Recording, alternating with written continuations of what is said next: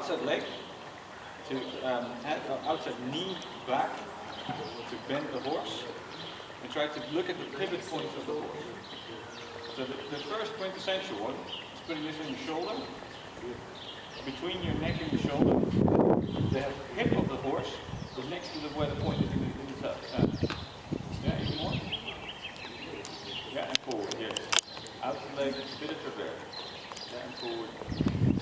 Now notice that when you lean forward, he goes away. Yes, well done. Well done. You have a point of reference to feel. A little bit up beyond it more. So you step a little bit further forward. Yes. Really next to the hip. Now the pivot point, yes, the pivot point is a little bit next to the stomach. You feel that? There we go. And make nice large steps. So you need to step under the outer hind leg. Yes. Yes. Feel those both those hind legs. That's all you do.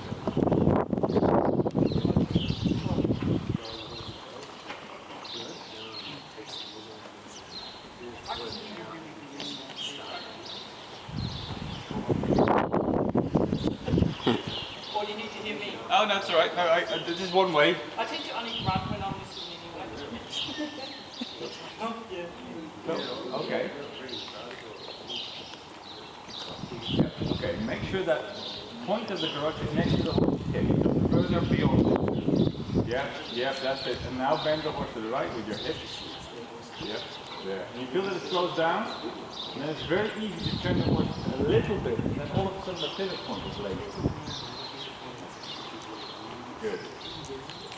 You can have a little bit more right bend. Yes. Actually, turn your shoulders with it. Keep your shoulders back. Yes. It's tricky because then it's constantly reminding you to keep your shoulders back, and then you want to bring your knees forward. Yes, there we go. You see that he goes back very, right. Now, if we've done this to the right, yeah, we need to keep the hip a bit more over there, but this might explain that. What we can do from there is put our thumb behind, yeah, and lift this up. And then we can turn the horse in a hindquarters turn to the left. And then we end up again with the croup and the point. This thing is behind it. So you actually have this across your back, up, like that. And then you can lay your left shoulder blade on top of the garrocha. Yes, so that point is to the other hip. Yes. Now you sit over your shoulder. Yeah, without dipping your shoulder, and now step the hind leg around. Yeah, out the leg, forward. And again, tip of the garrocha is at this croup, or to this behind it. Yes, and then go to travers around. Yeah, and turn your shoulders. So really lay your shoulder. Yes, that's it. That's it. You feel how that shoulder blade really helps. Because it's so awkward, it really tells you that you do it. Yes, and then give. Thank you. Yeah, there we go. There we go.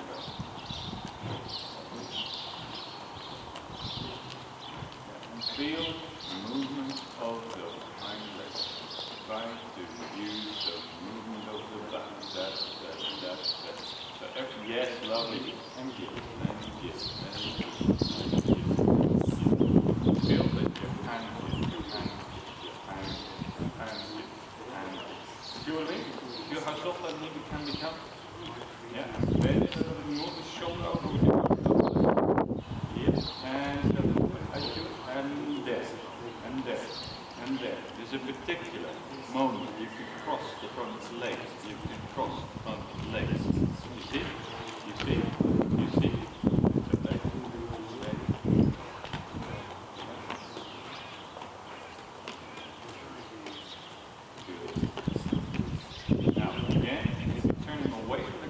Back to the initial position. So you just turn around the croup to the right.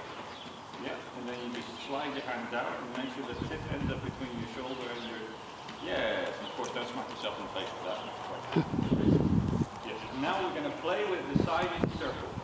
So we're going to do a shoulder in to make it bigger, and a travers to make it smaller, but the pivot point stays at the croup of the horse. Yeah. Yeah. Now you noticed it. Yes. Yes. You feel how that really helps. Outside leg stays back. Your outside upper leg. Stay a little. Yes. Lovely. Did you feel that he slowed down there a moment? Yeah. There we go. There we go. Use your right foot. Your right foot. Yes. That's it. That's it. Now we're going to do the shoulder in and allow the pivot point to come closer to the inside shoulder. We can going to turn the horse. Make it big, big, big. So it's about to shift off our shoulder. We lift up the garrocha with the hand. Yes. And then from that point, we need to have a bend around our inter-upper leg. And then we do a hind quarter turn underneath the garrocha. So if I lift up the yoke from here, so we go from the inside, and notice that the croup is there. Yeah. And then I go bigger, bigger, bigger. And now this is the tricky thing. And this is where I really notice. I lift this up, but I stay back with my shoulders. And then I go from shoulder in to travers. The horse needs to be really bent. And it dips itself underneath.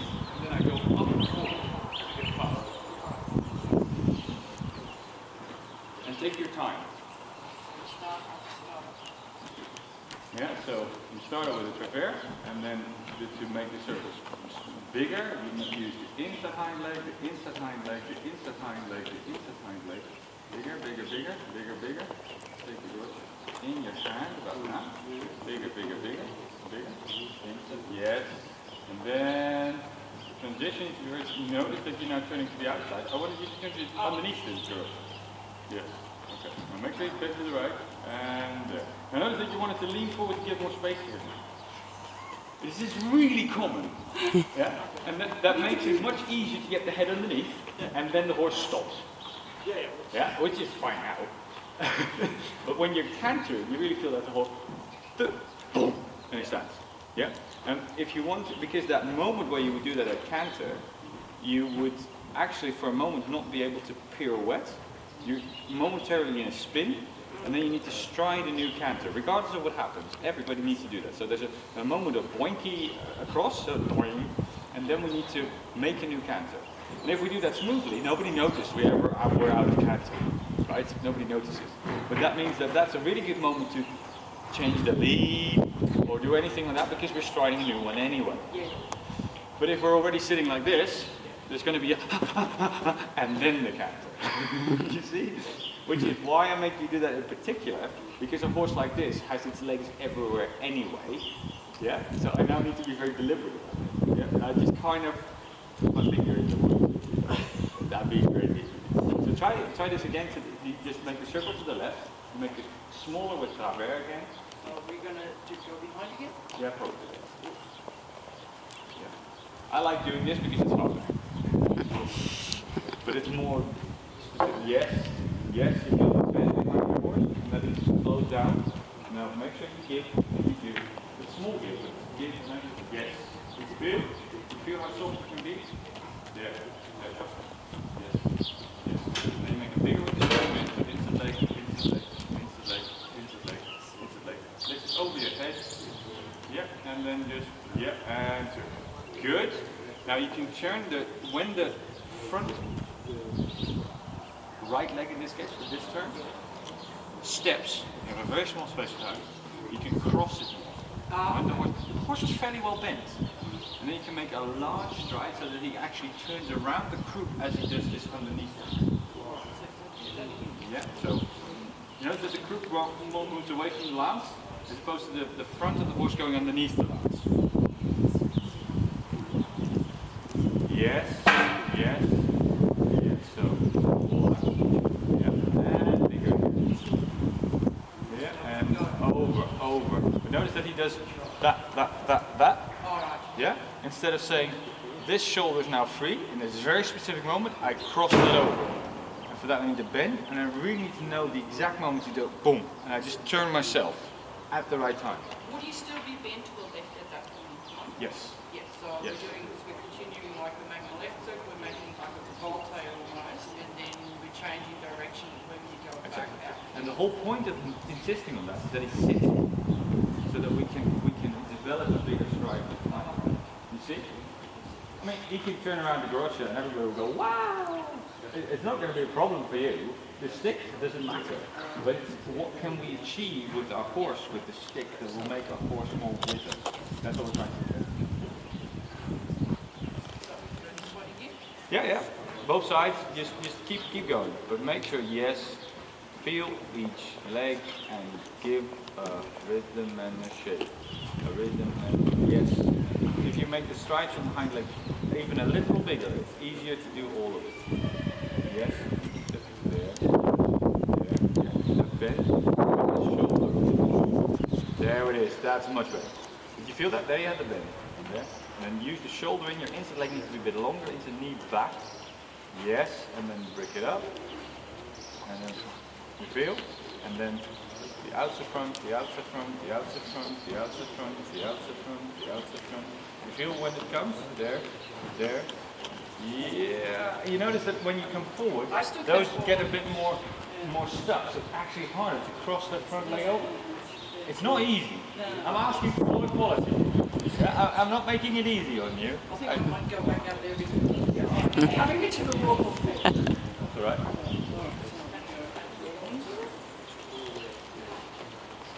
Actually, you know where the bend is. Yeah, not by looking, not by... Yeah, you can use his bit, of course, but try to use his shoulder. Where's his shoulder? There we go. Did you feel that he immediately dipped his head down a little bit? Got a little bit longer? Yes. Yes.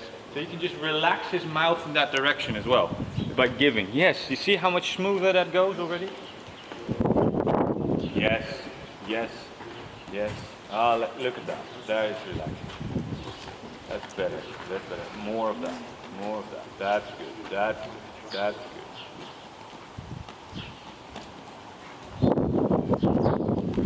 Now you kind of make move the croup out, shoulder in.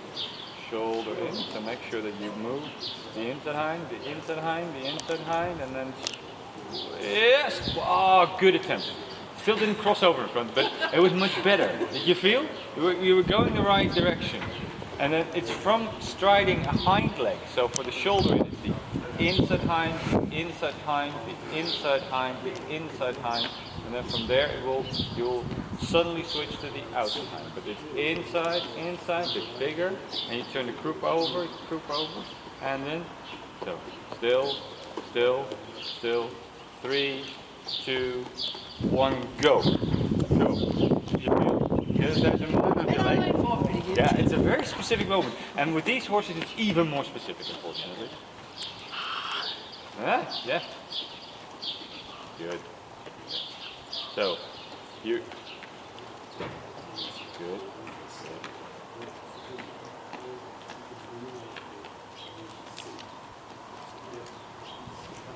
And let him a little bit further down with his head. Just a little. Yeah, there. That's enough.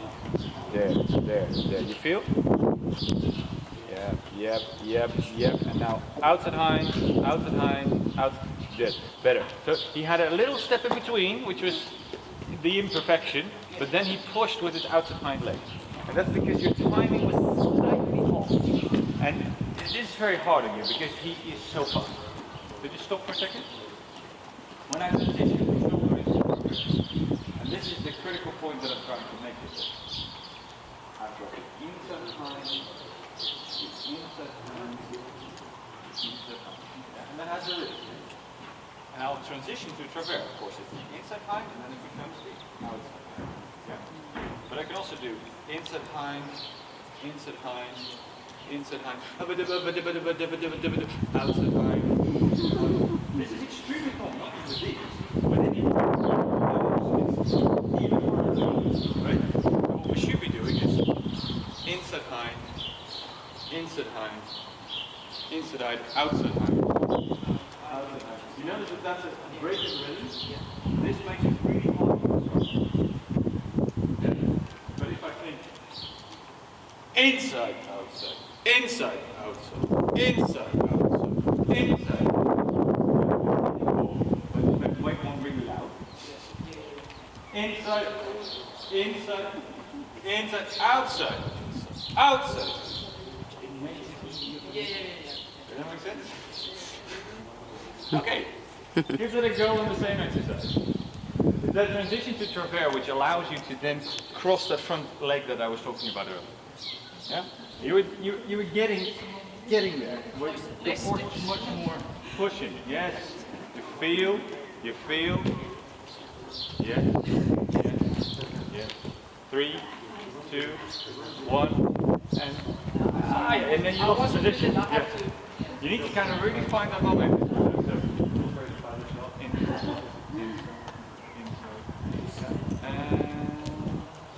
Good now. Oh, better. You still didn't quite get what I was talking about, but it was much more towards it. You feel where you're going. And it's that forward drive. I think what I need to do is I need a few more steps before so I get my head around where that form is because I still didn't have it. Yeah. The problem with this exercise is that you're walking around in the trapeze, then you make this sort of bigger with the shoulder in. And as you do this, you keep turning further towards the garrocha. And there's a specific moment where geometrically you have to do it now. And that's when you need to be with the horse. And that really puts the finger in the wound, if that makes sense. Because with these guys, timing is, your leeway is incredibly small. But you really see that when you're getting the rhythm of the horse, it really relaxes. And you miss the rhythm, and you get it. You know, and you really see the difference.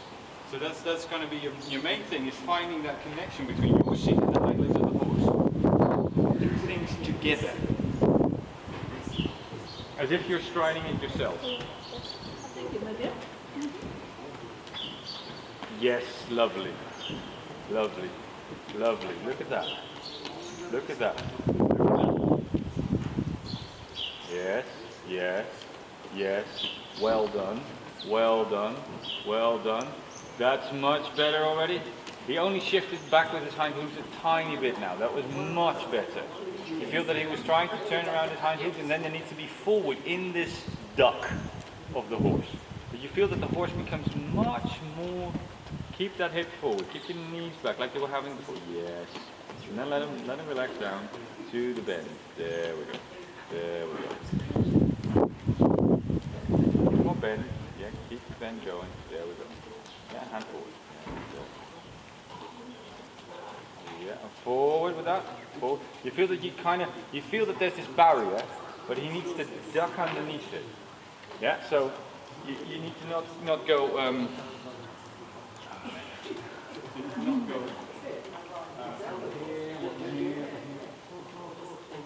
like that.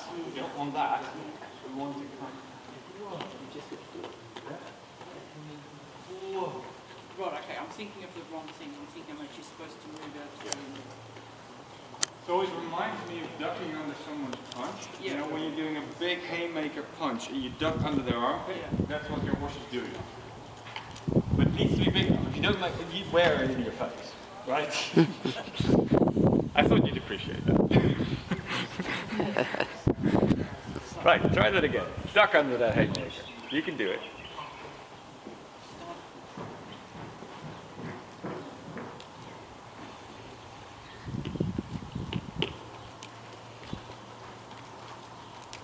Yeah, make it big enough so there's enough space for the haymaker. Yeah, because otherwise you're trying to duck under a jab, that won't work. It needs to be a haymaker. Yes, you see? Association. Yes, and duck under. Yeah, you tried the right thing. And notice that because you were sitting a bit forward, you felt that you lacked a little bit of forward in there. Did you feel? I also got confused where I wanted to end up. Yeah, exactly. Okay, try again. Find your feet.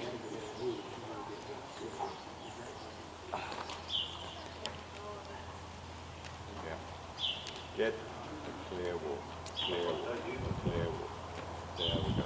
There we go. Yep. And underneath and thrust with your hips. Did you notice that the moment you ducked forward with your shoulders was the exact moment you should thrust with your hips?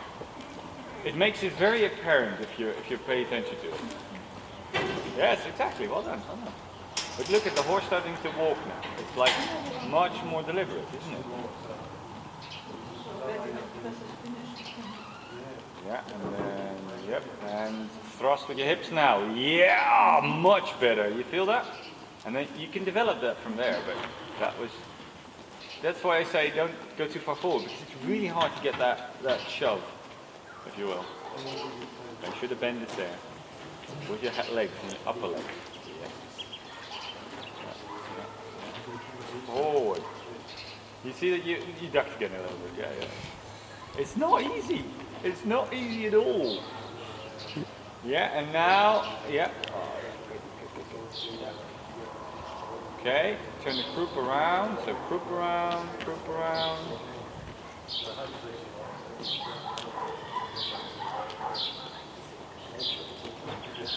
There, and now forward. Yes, much better. Did you feel that the hair steps forward? That was really a lot better. And you feel that now the horse is totally with you? Because of those things, because you're starting to feel the time that you feel that forward shove. Instead of it moving completely separately, and then you're trying to control it. Almost when it reaches the bit. And you do that fairly subtly, actually. But the thing is that now I'm getting a connected to that. And that makes it much easier to just tone it down and get a bit of that. I mean, it feels like it actually feels much smoother too. It feels much more effortless. Before I was doing too much, I was actually whereas now it's this fluid. But it's not perfect. It's like it definitely takes less effort, which in martial arts I think it takes less effort from. And it's so you're right, it's so non-existent. It's like this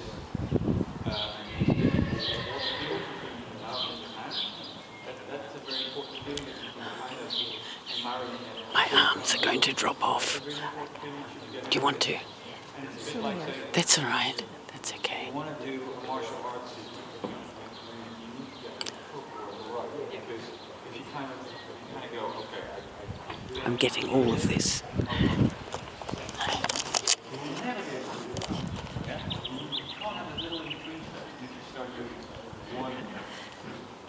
You don't lose the chi in between. And it's the same with those kind of before. And this really puts it to you like, oh yeah, I need to get my head around, get it behind me before I do the turn. Well, you don't have that time. You have to do it in and out. You're quite able to, because you just did it. And you need to be much more confident and say, I'm just going to do it right now. Instead of having to prepare. Does that make sense? And that will be an important thing to get that horse to calm by being much more now. Yeah? If that punch comes, you have to block. I mean, but when you're practicing, you need to get your footwork right. And I was sort of trying to figure out all this back and make sure that we're doing the exercise from the point where set up. Because if I'd started with that set up, then I'm not. But the whole point of this of doing exercise like this is to put you out of your comfort zone. Oh, absolutely. If I stay within it, I'm not going to go in. Yeah, but also to what you need to look at is how do I approach it? And I think it's really close. You have a tendency when you need to control, which on small horses is extremely easy. But you need to keep that movement with your hips and trying to find connection with the slap. Now, these are very easy and comfortable to sit much more than one of those big ones, you know. But it also means that you're very easily disconnected from it. Like stuff actually now. But this is very important for stallions that they're going to be, oh my god, and then you just kind of go, oh, I don't need to stop you. Cool. That's what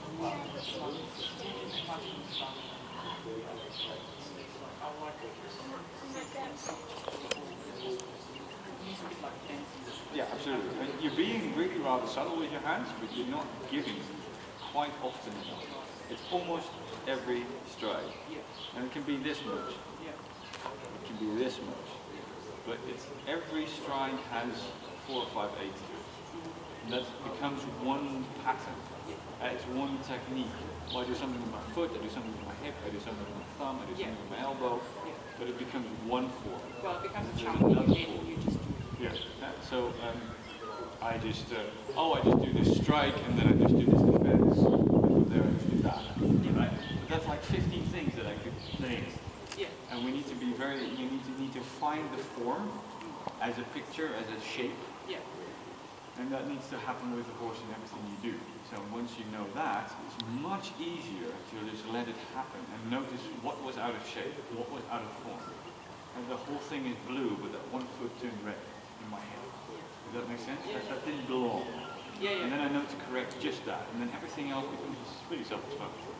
Does that make sense? Yeah, sure. I mean, there's sort of steps in the muscle. Unconscious and confidence to, punches and punches and competition. comments and then so on and so on. First a punch is just a punch, then a punch is 1,000 details, then a punch is just a punch. Exactly, that's a scenario. But